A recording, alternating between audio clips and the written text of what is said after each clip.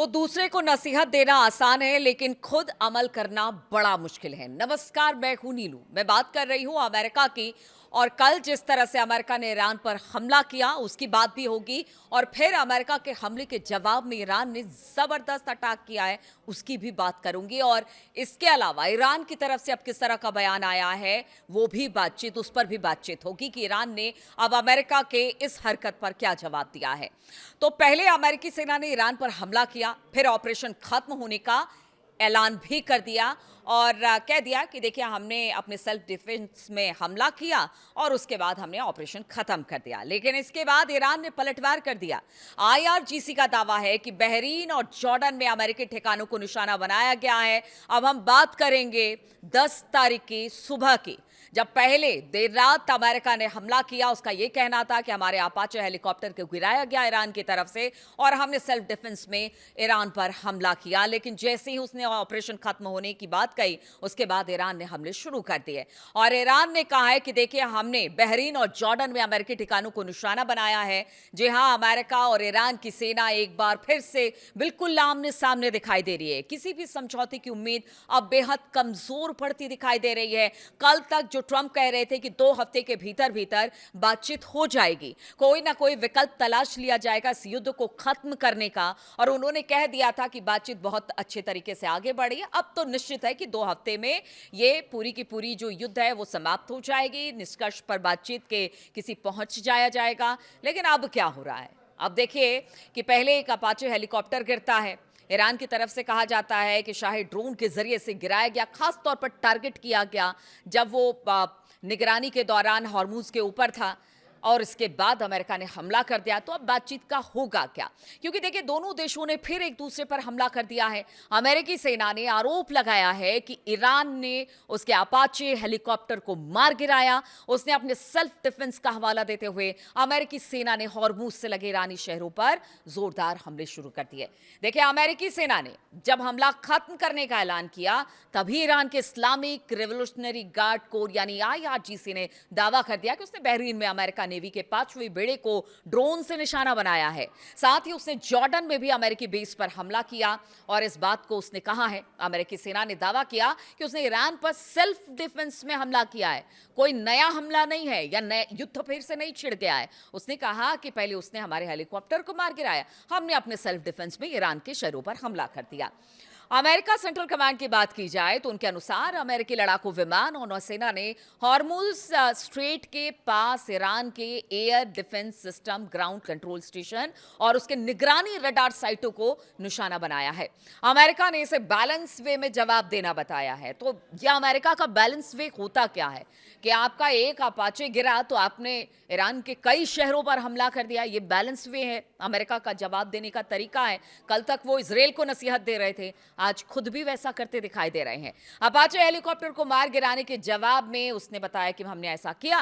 बाद में सेंटकॉम ने एक्स पर एक पोस्ट भी किया जिसमें बताया गया कि उसके हमले अब खत्म हो चुके हैं, यानी हमें जो करना था हमने कर दिया, अब हमने मतलब बस यहां पे हमारा ऑपरेशन खत्म हो गया। लेकिन क्या ईरान इसी में चुप रहने वाला था? ऐसा नहीं हुआ। ईरान ने फौरन जवाब दिया। अमेरिकी सेना के इन हमलों के बाद ईरान में गुस्सा फैल गया। कुछ ही घंटों में ईरान के इस्लामिक रिवोल्यूशनरी गार्ड कॉर्प्स यानी आईआरजीसी ने जवाबी कार्रवाई की घोषणा कर दी। आईआरजीसी ने कहा कि उसने अमेरिका के 5वें बेड़े यानी 5th फ्लीट को निशाना बनाया है जो बहरीन में स्थित है। आईआरजीसी नौसेना ने बयान दिया कि उसने रात के करीब 2:30 या 3 बजे के आसपास, अगर भारतीय समय अनुसार बात की जाए, यानी 10 तारीख को सुबह 3 बजे ड्रोन से हमला किया और अमेरिकी नौसेना ठिकानों को लक्ष्य बनाया। ईरानी मीडिया के अनुसार आईआरजीसी ने एक बयान में कहा कि युद्ध प्रेमी अमेरिका सरकार ने आज सुबह सुबह झूठे बहाने बनाकर जस्क, सिरिक, केशम में कई जगहों पर हमला किया, जिसमें अगर शिरक की बात की जाए तो टेलीकम्युनिकेशन मास्ट को नुकसान पहुंचा है और शहर में पानी की 2 टंकियां नष्ट हो गई हैं। दुश्मन की इस खतरनाक हरकत के जवाब में आईआरजीसी ने नौसैनिक लड़ाकों ने रात करीब 2:30 बजे के आसपास, भारतीय समय अनुसार बात की जाए तो भाई सुबह सुबह तड़के 3 बजे के आसपास 5वीं नौसेना पर ड्रोन से हमला किया। साथ ही उन्होंने चेतावनी दी कि अगर हमले जारी रहे तो और भी कड़े जवाब दिए जाएंगे। ईरान ने कहा कि देखिए आपने जो किया, आपको क्या लगता है कि वो बिल्कुल हम चुप बैठ जाएंगे? ईरान ने पहले ही क्लियर कर दिया है कि हमला करोगे, हमला करेंगे, बातचीत करोगे, बातचीत करेंगे। ईरान के हमले के बाद बहरीन में सायरन बज गया। बहरीन की सरकार अपने लोगों को घर के अंदर रहने को कहने लग गई। लेकिन एक बात तो साफ हो गया कि मिडिल ईस्ट में तनाव अब लगातार बढ़ता चला जा रहा है। इस तरह दोनों देशों के बीच जवाबी हमलों की ये नई लहर पूरे क्षेत्र को और भी खतरनाक मोड़ पर लेकर जाएगी, जहां हर कदम के साथ हालात और गंभीर होते जा रहे हैं। इस हमले के बाद ईरान के विदेश मंत्री अब्बास अराक्ची का भी अब बयान सामने आ गया है। उन्होंने हॉर्मुज स्ट्रेट को लेकर और के पास जो केशम द्वीप है जहां पर अमेरिका ने हमला किया, उसकी कड़ी निंदा की और उस पर अब कड़ी प्रतिक्रिया दी है।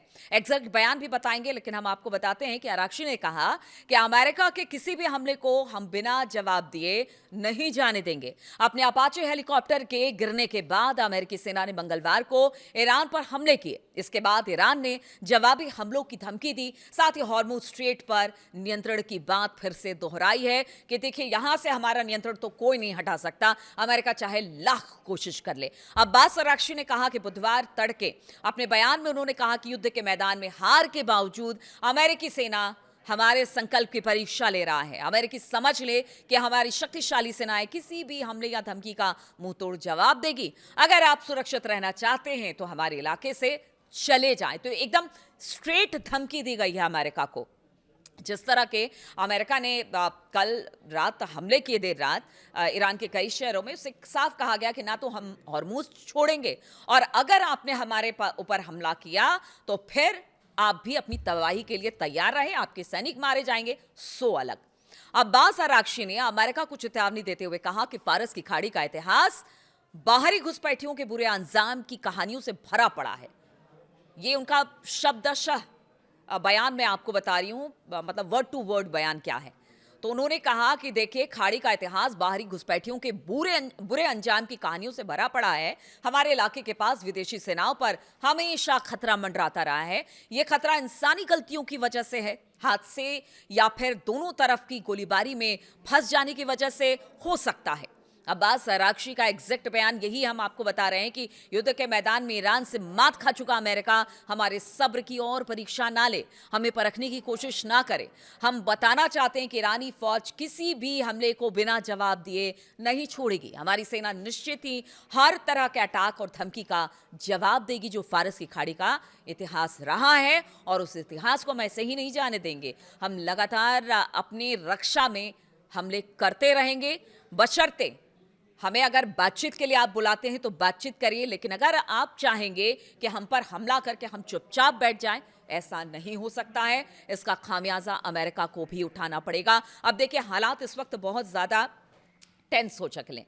हालांकि देखिए, बड़े कहते हैं ना कि बड़े सेफ बातें करते हुए ट्रंप आगे बढ़ते हैं कि ये सेल्फ डिफेंस था, और हमने उन्होंने अपाचे हमारा गिराया तो हमने शहरों पर हमला कर दिया, और ये कोई नया युद्ध नहीं है, हम युद्ध नहीं छेड़ रहे हैं, हम बातचीत कर रहे हैं।